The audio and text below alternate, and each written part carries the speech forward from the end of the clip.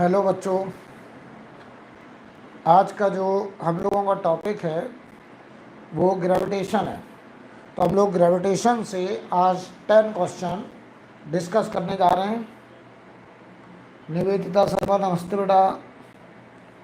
पवन, अभिषेक, good afternoon बेटा, good afternoon. चलिए start करते हैं क्वेश्चन नंबर 1 से।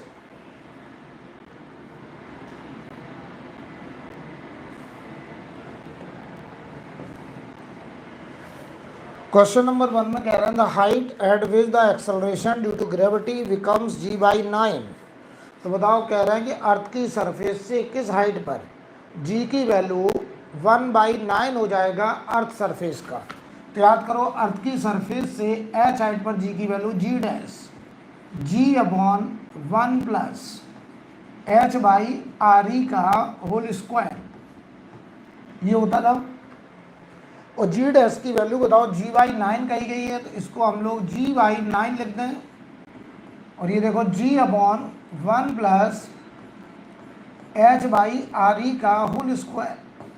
तो यहाँ से देखो g कट जाएगा, तो यहाँ से आप देख रहे हैं कि 1 प्लस h/re का होल स्क्वायर बराबर हो गया 9, यानी 1 प्लस h/re हो गया हमारा 3।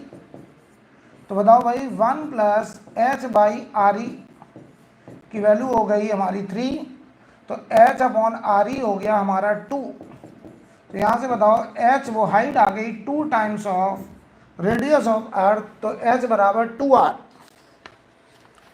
क्लियर है? आगे बढ़ते हैं क्वेश्चन नंबर 2 पर। ये बहुत ही आसान सवाल था। Question number 2,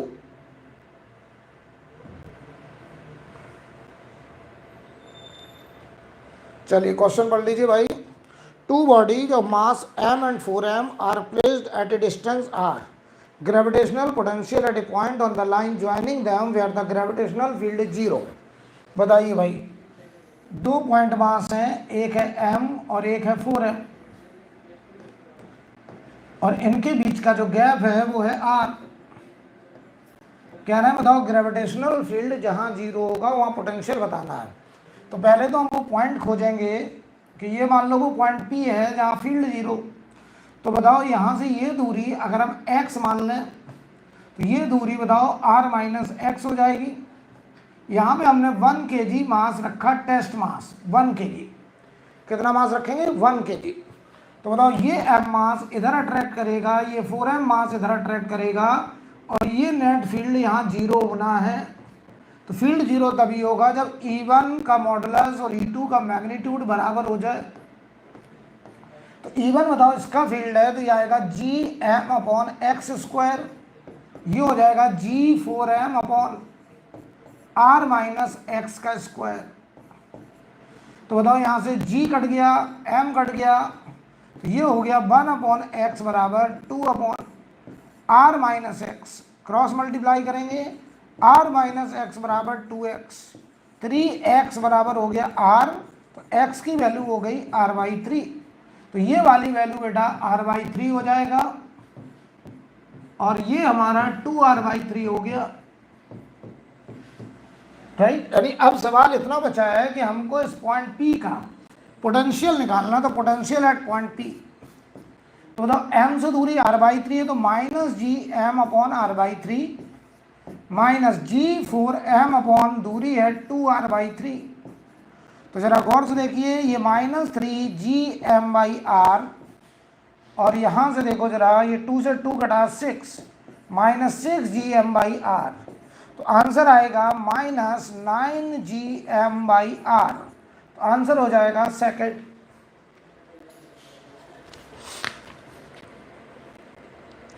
I think clear. आगे बढ़ा जाए, क्वेश्चन नंबर 3 देखते हैं जरा।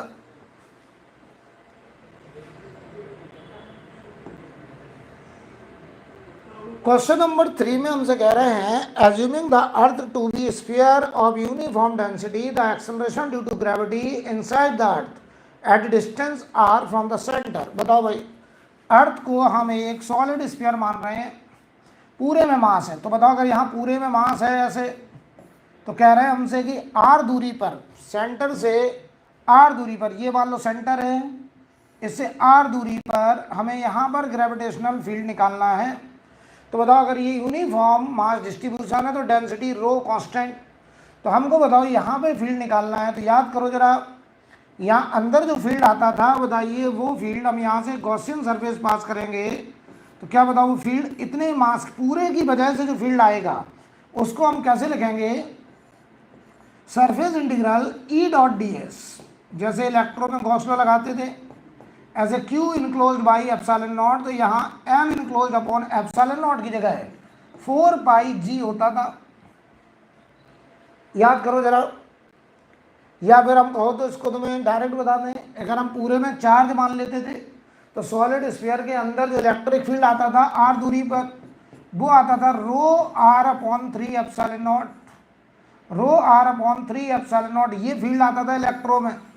तो यहाँ पे बस फर्क इतना होगा कि r दूरी पर जो ग्रेविटेशनल फील्ड आएगा rho upon 3r epsilon naught की जगह होगा 4 पाई g, क्योंकि जो इलेक्ट्रो में 1/4 पाई एप्सिलॉन नॉट होता था उसकी जगह पे यहाँ g है, तो 1/एप्सिलॉन नॉट की जगह 4 पाई g आएगा, यानी इलेक्ट्रिक फील्ड r दूरी पर प्रोपोर्शनल टू r आता है, प्रोपोर्शनल टू r आता है। तो आंसर बताइए इसका फर्स्ट हो जाएगा। और याद करो जरा, इसके बाहर अगर हम यहाँ r मान लें यहाँ किसी पॉइंट पर, तो हम इस पूरे मास को एक पॉइंट मास मान लेंगे, कहाँ पर, सेंटर पे। तो अगर हम आउटर रीजन की बात करें r greater than capital R के लिए जो इलेक्ट्रिक फील्ड आएगा वो आएगा G total M upon R square, यानी आउटर रीजन में इलेक्ट्रिक फील्ड या gravitational field proportional to 1/r square होगा। राइट, आगे बढ़ते हैं, क्वेश्चन नंबर 4। क्लियर है बच्चों ये? Yes, okay. क्वेश्चन नंबर 4 देखो, क्वेश्चन नंबर 4, ये सवाल नीट में आ भी चुका है। कह रहे हैं variation of acceleration due to gravity with distance d from the centre of earth is best represented by, बताओ भाई, ये हमारा अर्थ है, यहाँ पे पूरे में ऐसे मास है, इसकी रेडियस हमने कैपिटल R मान ली है, small r less than equal to capital R। याद करो ग्रेविटेशनल फील्ड बराबर rho r upon 3 epsilon naught, तो एप्सिलॉन नॉट की जगह 4 पाई g, यानी इलेक्ट्रिक फील्ड या gravitational field proportional to r। और जब r greater equal to capital R होता है आउटर रीजन में, बताओ वो फील्ड आता था G M upon R square, यानी प्रोपोर्शनल टू 1/r स्क्वायर। तो इसका जो ग्राफ बनेगा वो कुछ ऐसा बनेगा, सेंटर पे फील्ड 0, सरफेस तक लीनियरली बढ़ता था, उसके बाद प्रोपोर्शनल टू 1/r स्क्वायर। ये हमारा आंसर होगा, आंसर हो जाएगा आपका सेकंड। राइट, कोई डाउट? क्वेश्चन नंबर 5 देखो बच्चों,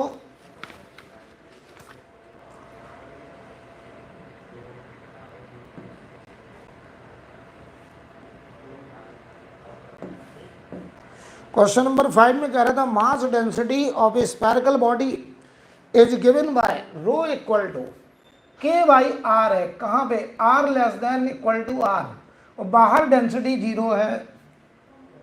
correct graph describe qualitatively the acceleration a of a test particle is function of r। हमें एक्सेलरेशन g की वैल्यू बतानी है, तो ध्यान दीजिए, ये हमारा एक स्फीयर है, ये रेडियस r है, इसके अंदर डेंसिटी ये दी गई है रो बराबर k/r। तो हमें इसके अंदर ग्रेविटेशनल फील्ड का वेरिएशन निकालना है। तो हम बताओ क्या करेंगे, यहाँ से जनरल r पे जाएंगे और जनरल r पे जाकर के हम एक गॉसियन सरफेस पास करेंगे ऐसे। तो इसके अंदर ये जो मास हमको निकालना होगा, तो हमारा जो सरफेस इंटीग्रल आएगा Eg dot ds is equal to mass enclosed upon epsilon naught, और एप्सिलॉन नॉट की जगह हम मल्टीप्लाई में 4 पाई g लिख सकते हैं। तो यानी ये बनेगा मास इनक्लोज्ड इंटू 4 पाई g। तो ये बनेगा देखो E into 4πr², Gaussian surface का सरफेस एरिया, मास इनक्लोज इंटू 4πg। 4π से 4π कटेगा तो E बराबर मास इनक्लोज G/r²। यानी सवाल केवल अटक रहा है कि इस r रेडियस के अंदर जो मास इनक्लोज है, ये r रेडियस का जो गॉसियन सरफेस है, इसके अंदर कितना मास इनक्लोज है। तो ये मास इनक्लोज निकालने के लिए मैं निकालने चला मास इनक्लोज। देखिए भाई, 0 से r तक इंटीग्रेशन करेंगे, डेंसिटी इंटू वॉल्यूम dv।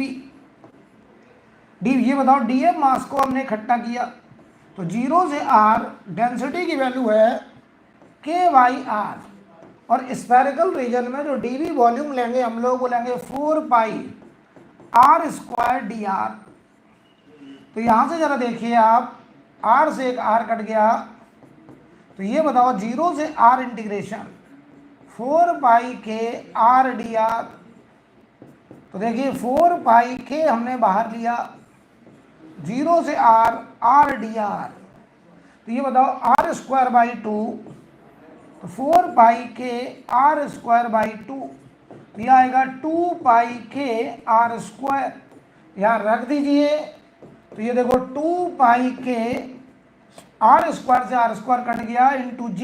ये बताओ कांस्टेंट नंबर आ रहा है, यानी कैपिटल R तक फील्ड कांस्टेंट। तो फील्ड देखो कांस्टेंट ये आ रहा है, एक्सेलरेशन कांस्टेंट, राइट। देखो ये कांस्टेंट नंबर आ रहा है, यानी इनसाइड रीजन में जो फील्ड आ रहा है वो R पे डिपेंड नहीं कर रहा है, कांस्टेंट। उसके बाद बताओ क्या होगा, आउटर रीजन में अगर यहाँ निकालना है तो हम यहाँ से गॉसियन सरफेस पास करेंगे, तो जो इनक्लोज्ड मास होगा वो पूरा मास हम सेंटर पे मान लेंगे।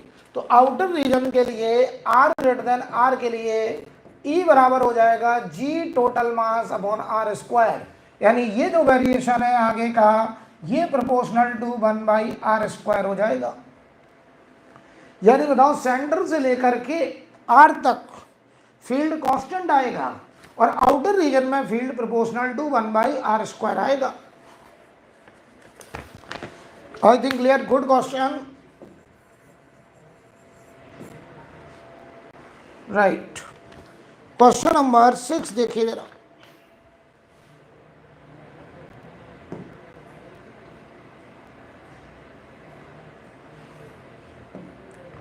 क्वेश्चन नंबर 6 में कह रहा है, ए satellite of mass m revolve around the earth of radius r at a height x from its surface. G is the acceleration due to gravity on the surface of earth, the orbital speed of satellite। बताओ भाई, ये अर्थ है, अर्थ की radius r या r, इससे x height पर यहाँ पर कोई सैटेलाइट ऐसे रिवॉल्व कर रहा है। तो अगर ये सर्कल में घूम रहा है तो इस सैटेलाइट पे सेंटर की तरफ जो ग्रेविटेशनल फोर्स होगा वही सेंट्रिपिटल फोर्स बनेगा। तो G_m upon r plus x का होल स्क्वायर, और ये बराबर होगा mv² upon r plus x। बताओ भाई, यहां से m से m कटा, r प्लस x से पावर कटा, तो v बराबर आएगा रूट के अंदर G_me upon r plus x। अब देखिए आंसर स्मॉल g के टर्म्स में देना है, तो हमने क्या करा, इसमें ऊपर नीचे r² से मल्टीप्लाई कर दिया, तो G_me upon r² small g बन गया। तो ऑर्बिटल स्पीड आ गई G_r² upon re plus x। ये आंसर हुआ हमारा ऑर्बिटल स्पीड, जो कि लास्ट है, लास्ट ऑप्शन। देख लीजिए बच्चों, क्वेश्चन नंबर 7, आगे बढ़े, रिप्लाई करिए आप लोग। एकदम क्लियर है यहां तक, किसी को कोई डाउट? अब देखिए question number 7,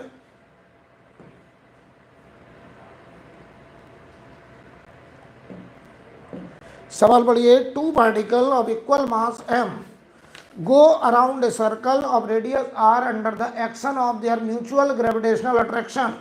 The speed of each particle with respect to their center of mass। बताओ भाई, 2 m मास के पार्टिकल इनका जो सेंटर ऑफ मास होगा वो मिड में होगा, और कह रहे हैं सेंटर ऑफ मास के अबाउट आर रेडियस के सर्कल में, तो ये सेंटर होगा और ये बताओ आर रेडियस हो जाएगी, यानी इनके बीच का गैप 2r हो जाएगा, क्योंकि ये m मास का पार्टिकल सेंटर ऑफ मास को सेंटर मानते हुए r रेडियस के सर्कल में घूमेगा, और ये भी बताओ r रेडियस के सर्कल में घूमेगा, तो इसका मतलब ये हुआ कि बताओ दोनों के बीच की दूरी 2r हो गई। भाई मास अगर बराबर है तो सेंटर ऑफ मास एकदम मिड में होगा, और सेंटर ऑफ मास को सेंटर मान के ये r रेडियस के सर्कल में घूमना है, तो ये r तो पूरा 2r हो गया। The speed of each particle with respect to their centre of mass, बहुत आसान। तो हम किसी भी एक पार्टिकल को पकड़ लें, मान लो इसे पकड़ा, तो इस पर बताओ ग्रेविटेशनल अट्रैक्शन इधर आएगा, और ये ग्रेविटेशनल अट्रैक्शन इस m मास को AC/v² प्रोवाइड करेगा, और ग्रेविटेशनल अट्रैक्शन होगा Gm × m अपॉन बीच का दूरी 2r का स्क्वायर, और ये हो जाएगा mv²/r। m से ये m गया, r से एक r चला जाएगा, तो ये बताओ Gm/4r, इसका रूट ले लीजिए, ये आ गया orbital speed. Second answer I think clear. आगे देखिए question number 8।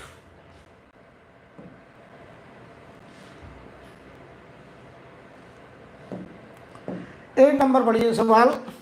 Figure shows the elliptical path ABCD of a planet around the sun as such that area of the triangle CSA, ये triangle इतना area, ये area बताओ कह रहे हैं 1/4 area of the ellipse, the DB as the semi major axes, ये semi major axes है, CA semi minor axes, T1 is the time taken for the planet to go over path ABC, ABC तक जाने में time लग रहा है T1 and T2 for the time CDA, ABC तक जाने में टाइम लग रहा है हमारा T1 और CDA तक जाने में टाइम लग रहा है T2। तो जरा ध्यान दो, अगर A से BC यहाँ तक गया तो ये पूरा एरिया सन के अबाउट इतना एरिया, ये पूरा एरिया आएगा ये भी मिला करके, तो ये हाफ है, देखो इतना एरिया हाफ है, और ये 1/4, तो ये एरिया 3/4 हो गया।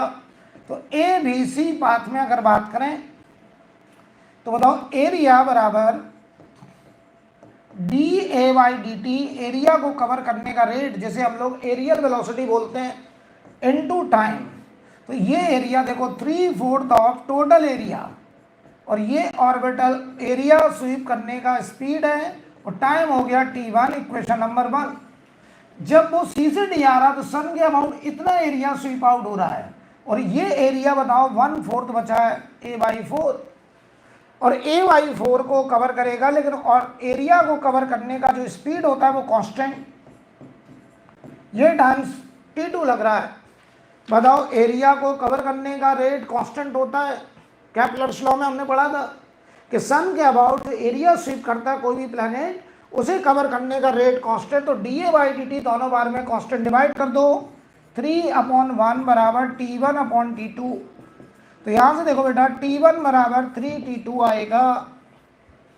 Good question.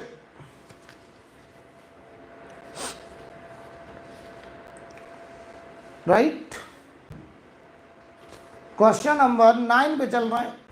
देखो बेटा ये 1/4 था और ये आधा एरिया है, तो ये 3/4 हो गया टोटल एरिया।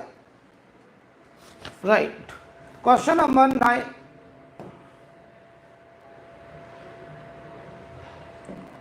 नंबर पढ़िए, कह रहे हैं 2 satellite A and B have masses m2m respectively, A in circular orbit of radius r, V in circular orbit of radius 2r around the earth, ratio of their kinetic energy TA and TB, ये kinetic energy है, ध्यान देना।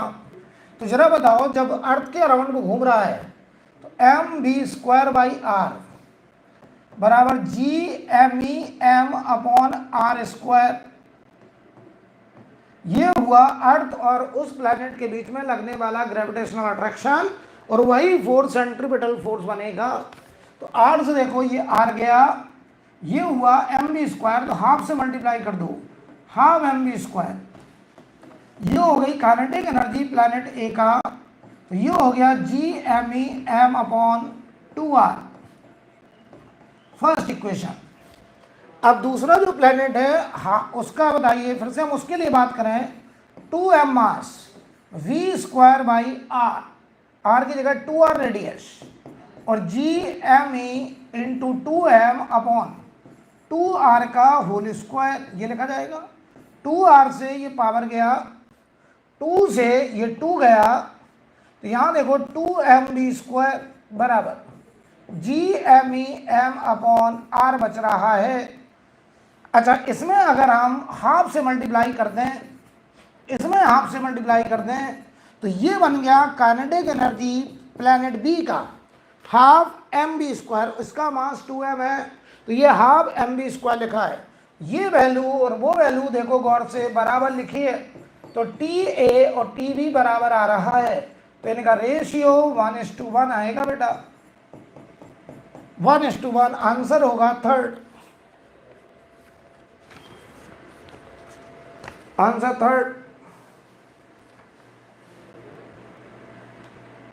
बताइए भाई, कोई doubt? Question number 10 की तरफ बढ़ रहे हैं हम लोग।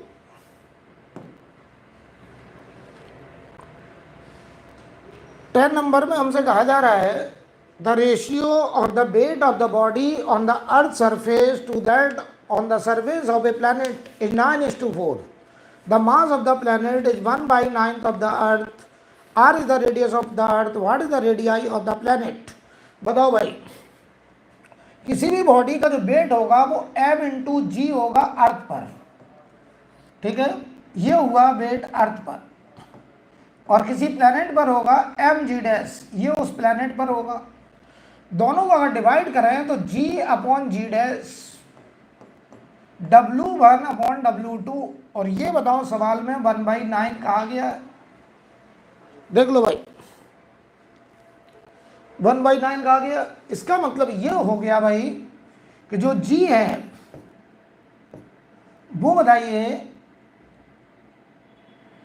यहां पे बताओ, कह रहे हैं हमसे the ratio of the weight of the body on the earth surface to that on the surface of a planet is 9:4। Okay, ये 9:4 दिया बेटा, सवाल पढ़ लो एक बार अच्छे से, ये 9:4 दिया, राइट। तो यहां से बताओ g की वैल्यू 9/4 ऑफ g', तो g हो गया GME अपॉन RE²। ये देखो 9/4 times g mass of planet upon radius of planet का स्क्वायर, और सवाल में कहा गया प्लैनेट का मास अर्थ के मास का 1/9 है, तो यहां मैं लिखने जा रहा हूं, देखो GME अपॉन RE² बराबर 9/4 g, और ये देखो ME upon 9 upon radius of planet का square, mass of planet ME/9, 9 से 9 गया, GME से GME गया, तो यहां देखो 4 रेडियस प्लैनेट का स्क्वायर बराबर RE²।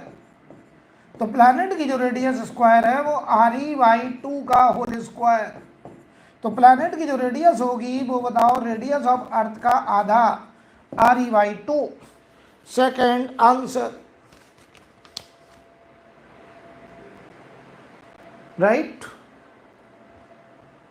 तो ये हमारा आज का ग्रेविटेशन का डिस्कशन, हम लोग अगली क्लास में इसके आगे बातचीत करते हैं।